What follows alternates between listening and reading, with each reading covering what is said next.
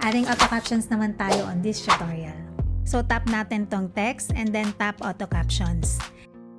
Tap mo to, then select Malay at yan ang pinakamalapit sa dialect natin. Then tap generate.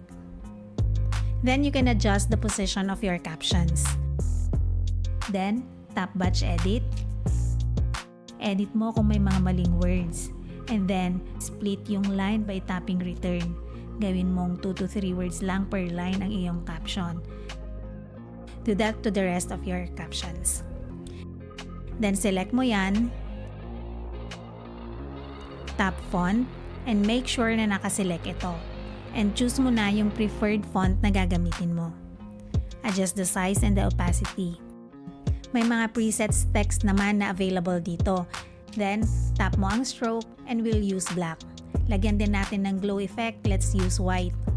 May option ka din to add background and shadow. Pero ang gagawin lang natin for now is to adjust yung text natin into uppercase. At meron ka ng ganitong caption. At pag naglagay ka naman ng caption, mas tataas ang viewer attention ng iyong video. At kung gusto mo namang ma-enhance ang mood, tone at message ng iyong video by adding music, follow for part 4.